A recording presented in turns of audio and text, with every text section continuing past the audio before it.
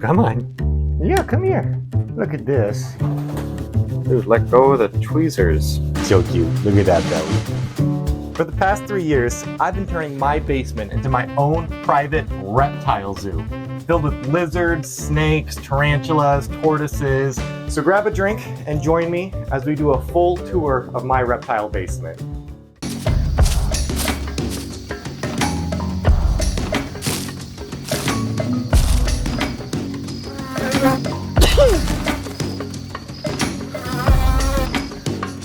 We can start on this side of the basement. It's the kind of cooler side.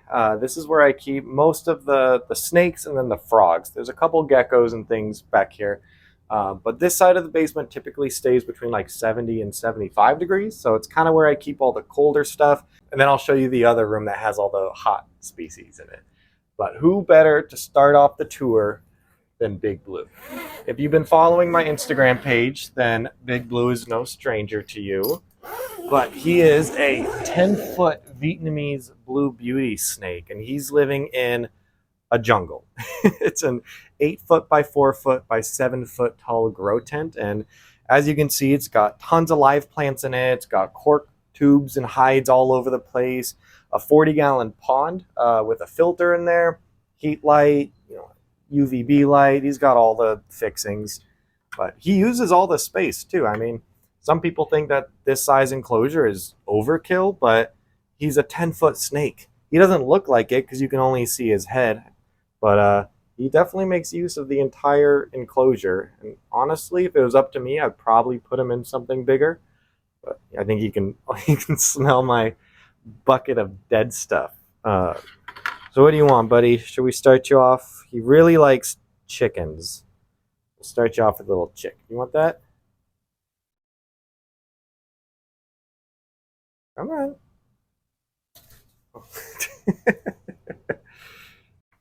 What do you want now? Do you want to... We'll do a big rat next. Come on, you got to reach for this one.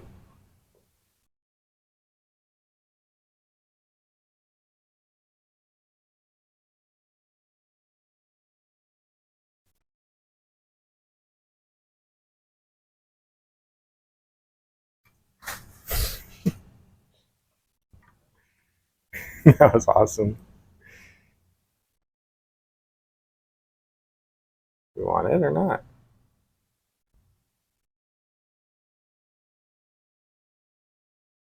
You're going to do it gentle?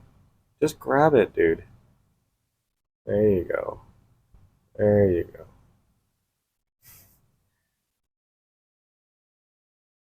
Okay. You can have it.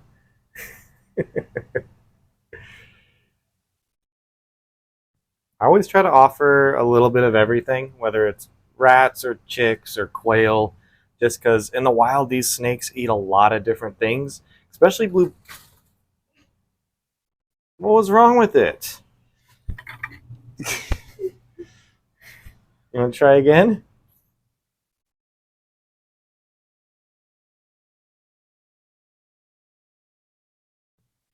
All right. Yeah, just grab the middle of it. That'll go down easy. If you're wondering what this little dish here is for, it's because Big Blue doesn't live alone in this room. He's actually living with a male coolie flying gecko, which is a species of gecko. Oh, he's going to drop it again. It's a species of gecko. Oh, God. He just ripped it open. All right. Yeah, get that wing down first. That's the best way to do it. But he lives with a coolie flying gecko, which is a species of gecko also from Vietnam that have like wings, like a flying squirrel almost, that glide between treetops. He's very nocturnal. I'll try to throw in a clip right now of him, but you rarely ever see him. Even at nighttime, it's lucky if you can see him. But I put food in his dish, and it's gone the next day, so I know he's doing okay. That's gross. He's just getting blood all over himself. I don't want YouTube to flag my first video.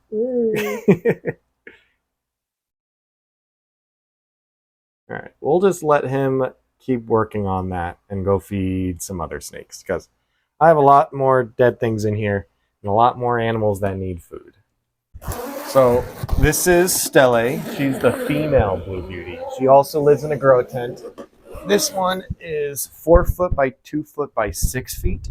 So a little bit smaller, but this spring she's going to be moving in the big grow tent with Big Blue, which is very exciting.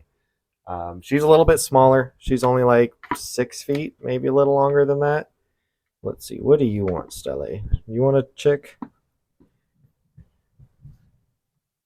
What is this? What do I got for you? Oh, come on.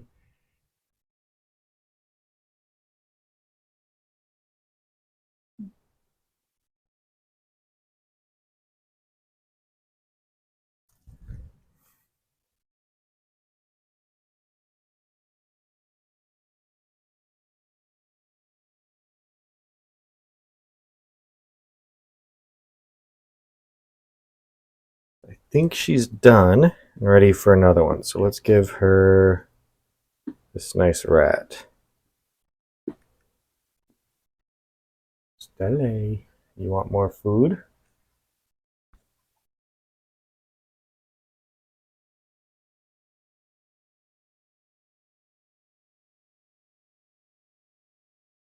We'll let her work on that. Maybe come back, give her another one in a little bit.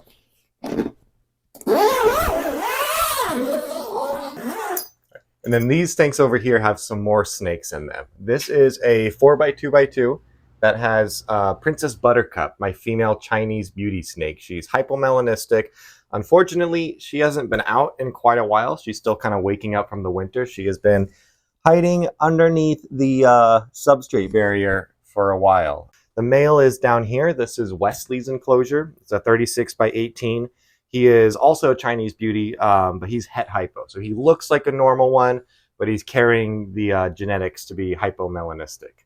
So this tank right here, this is my rhino rat snake, one of my favorite species of snakes ever. There she is. These are another Southeast Asian species, so they're really easy to care for. They do well down in cold temperatures. They only get a few feet. They eat pretty well. Honestly, if you ask me like what the best beginner snake is, this is probably up on the list. But let's give it a pinky. Oh, you already see it, don't you? Look at that nose. You want a pinky?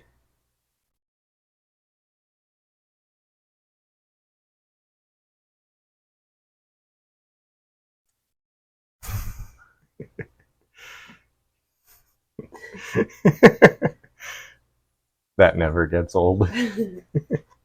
This is Cholula, my baby Yunnan mountain rat snake. So she's getting due for an upgrade, which I have over there. So pretty soon she'll be getting moved out of here. She's doing fine. Let's see if we can get her some food. Oh, there's a little head.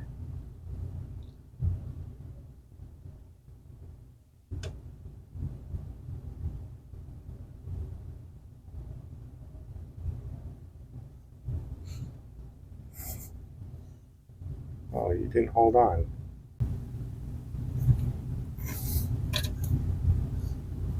There you go. She looks like she's getting due for a shed soon.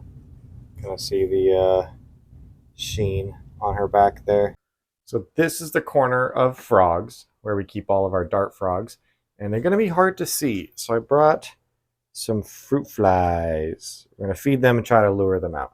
The first one is a pair of Ufaga Pamilio Isla Colon. Let's see if we can find them in here. It's a dense terrarium, so it might be tricky. I see you up there.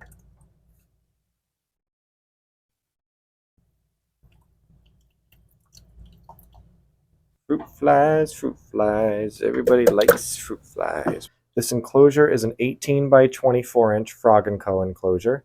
It has a custom background that I made out of the Pink Panther foam, and then cut that and then covered it in concrete and Drylock and paint to make it look more like rock. Then it does have a water feature with a drip wall going down the side of it, and no substrate. So instead of there being dirt at the bottom, It just has that black filter foam with dead leaves on top.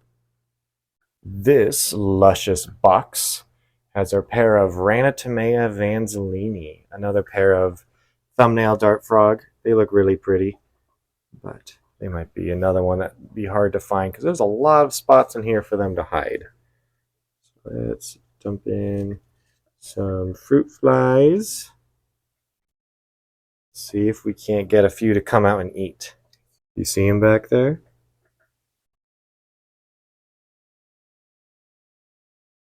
These little troublemakers. Hi.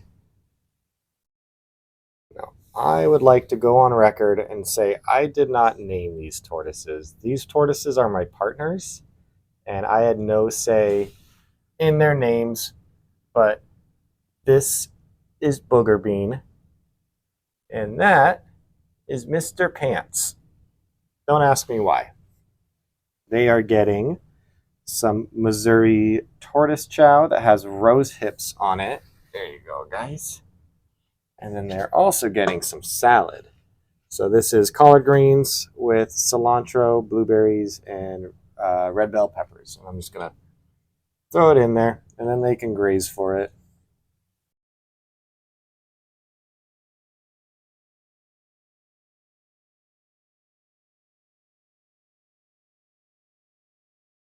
So something you probably haven't seen very often. They're not really that common in the hobby, but these are Mediterranean white spot geckos or white spotted wall geckos. I like to say is if you take a tokay gecko, made it chubbier, and then sent it to the desert, that's what these guys would look like. Now, if we come over here, this is where we got some of the geckos at. So this big enclosure is another 18 by 24, and this houses my first pair of Strawfers tanicata, the Australian golden tail geckos. See Peggy down there. Yes, I said your name. She is such a goofball. These guys are honestly one of my favorite species to keep. They're really goofy, gorgeous. They got everything.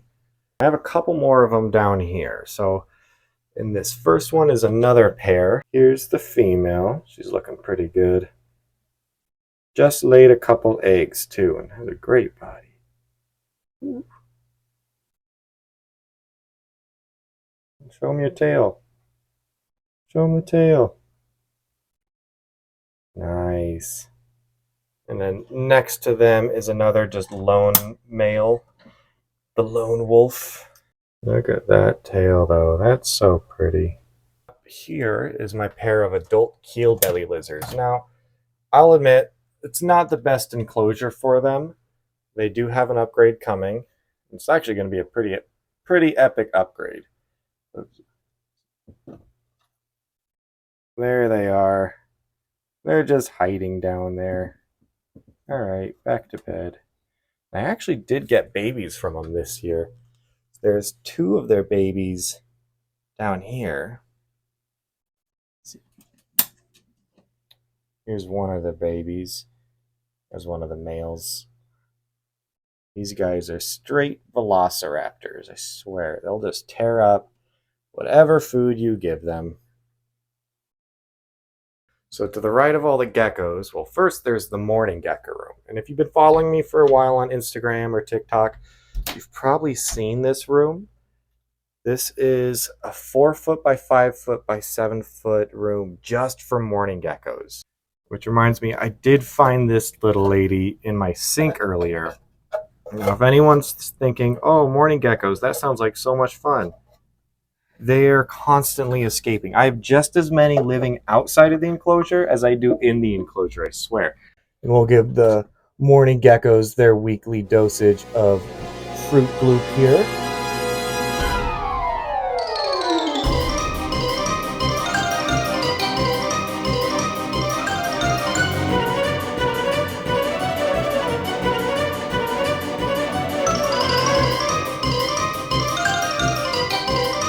If you're curious what Fruit Gloop is, it's actually just powdered gecko food diet. It's made for all the fruit eating type of geckos, so like crested geckos and lychees and morning geckos, but it just comes in a big bag of powder that I mix with water and then give to them. So that's Fruit Loop. Now if you go through my flaps with me, we'll go into the spider room. This is one of my favorite spots. But it's not just spiders that I keep in here. Now, it does have what I call the Great Wall of Spood, and this is where I keep all of my tarantulas and spiders and scorpions and cockroaches and all the cool bugs that I have. But it's got a lot of other things in here too. In this big tank is my family of tokay geckos. They are one of my favorite things ever. You can't see them right now because they're nocturnal, but we'll come back at night and show them off. But there's the parent, and then there's probably like 8 kids, I think, running around in there. Come here, buddy. Come on. Come on. Over here, this is another view of the morning gecko room. And then next to them is the iguana enclosure. This is for Lucy, my green iguana, aka my baby. So this is Lucy the iguana's enclosure. It's I think 4 feet by 8 feet by 7 foot enclosure built into the basement of my house. It's right next to the morning gecko enclosure. And I was gonna come in here and feed her and show you a little more about her, but she decided to panic and is hiding in her pond. So this enclosure has a 40-gallon pond in it with a waterfall. It's got a flugel filter running it, so it's, keeping it pretty clean. I'll throw in footage of her because she's super sweet, probably one of the sweetest iguanas that I've ever interacted with. But she's just not feeling it right now. But that's okay, we're not gonna push it.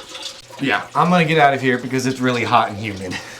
Now, if you don't like spiders, the next part of the video is not for you. This is your warning. We're going to go ahead and feed some of the tarantulas on the Great Wall of Spood, which is always fun. We'll start with everybody's favorite, the Brazilian jewel tarantula. And if you've been watching my Instagram, you've probably seen this one plenty of times, but this is a super cool species, so obviously I'm going to show it off first. Here's a little look behind her trapdoor that she made here. It's pretty cool. They find little holes and divots in wood and then just make little trapdoors out of leaves and moss and pretty much whatever they can find.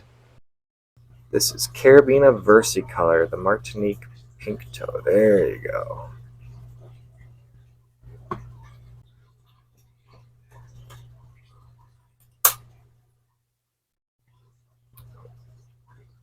This is a same thing, another versicolor. Let go. Let go. Oh crap. Dude, let go of the tweezers. Thank you. This is avicularia, the common pink toad. This is actually, I think, one of the first species that I kept. I think the second species I ever kept. Here we go.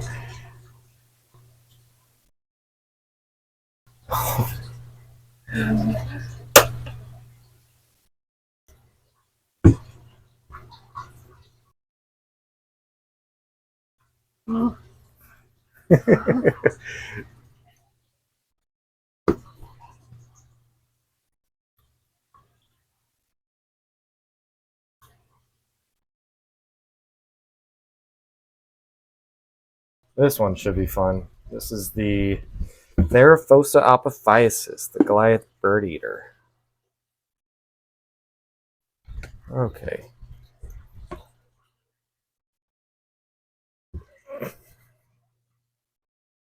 You want a couple more? There's another. There's another.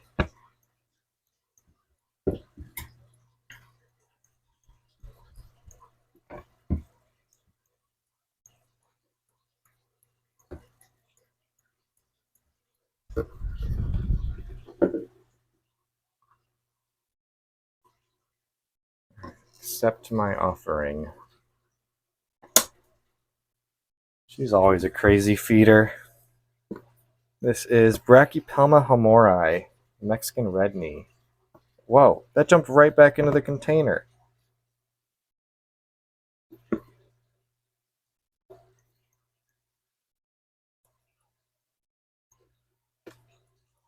You want another? Double stack. I'm going to throw in a few. Happy hunting. So these are twin spot assassin bugs. These things are brutal. These giant sharp proboscis that they'll stab their prey with. Yeah. And just destroy it. They are crazy cool. You guys want one? So here's a little baby assassin bug. I don't know if you can even see it that well on camera. You see how tiny that is? So that's a newborn assassin bug. They start off this bright red color, and then after a while, they turn into this. Big bugs.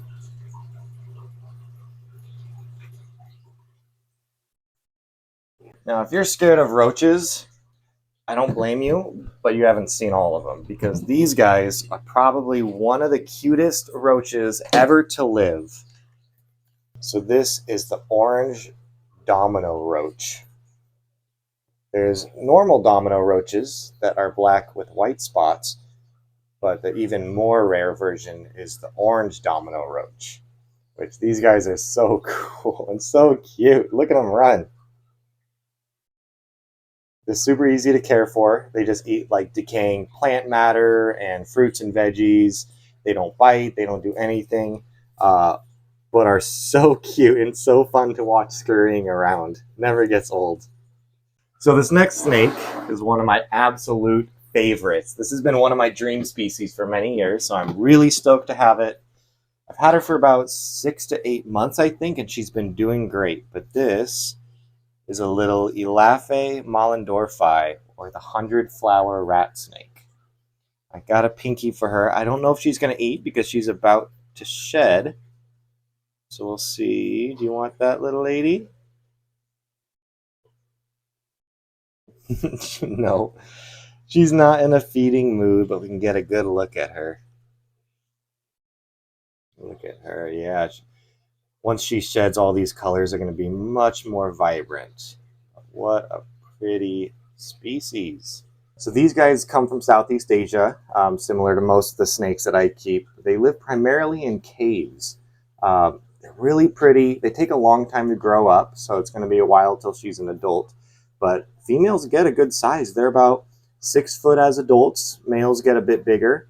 They're not often found in the hobby, but they are just such unique, pretty snakes. It's such a privilege to be able to have one. I've got a ton of cool bugs. If you guys want to see like a bug-specific video showing everything off, let me know in the comments. But there's still one more animal in the basement that you guys need to see. This is my swamp puppy, Stevie. She's an American alligator. She should be full grown. She's a stunted rescue. I've had her for about 10 years. So actually, I've had her longer than any other reptile in the basement. She's had a long recovery, 10 years of kind of getting back up and healthy. I don't recommend alligators to really anyone, especially if you're keeping them in their basement. Don't let her hissing fool you.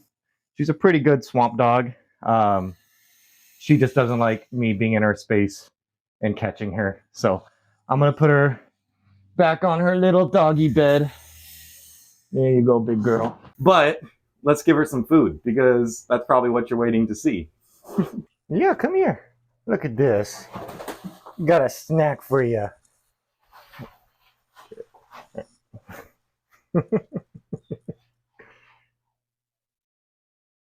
Hey, come here. All right, too close to my feet.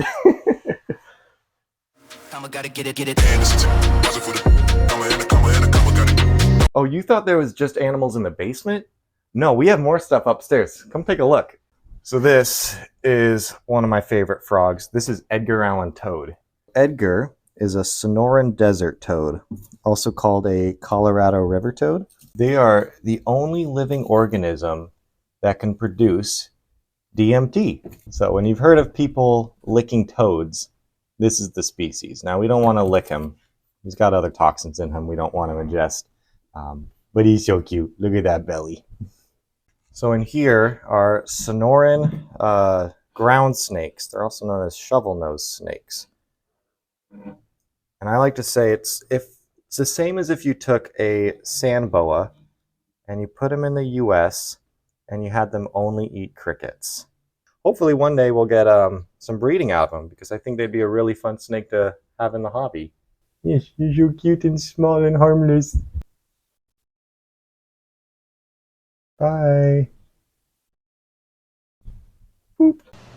Hey everyone, editing Logan here. Don't exit the video yet. It's not done. I have one more clip of the morning gecko feeding that I want to show you because it's really good. But before we get there, first I just want to say thank you for watching this video. I've been doing short form content for a long time, and this is my first time getting into the long form stuff, so there's some learning to do. It's taking me a long time. You've probably noticed in the video that some stuff is out of date if you've been watching my Instagram. I started filming this like months ago, so there's gonna have to be like a new video coming soon with just update, tour, stuff like that, because there's been some changes since then. You've also probably noticed that there's a lot of animals in my basement. It looks like fun, and most of the time it is, but it is a ton of work. I don't really recommend it to everybody. But if there's more of something that you want to see, just let me know in the comments. If you like the video, you want to see more of my stuff, consider liking and subscribing. But yeah, okay, morning gecko feeding time.